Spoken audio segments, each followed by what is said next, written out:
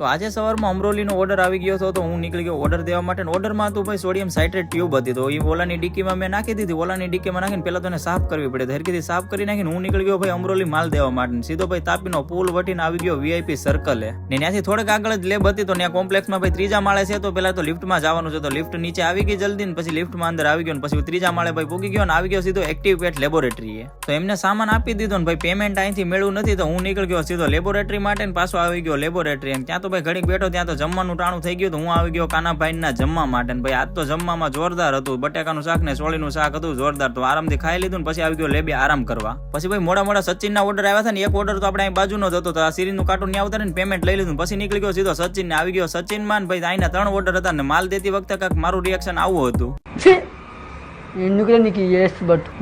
ને પેમેન્ટ લેતી વખતે મારું રિએક્શન કાંઈક આવું હતું.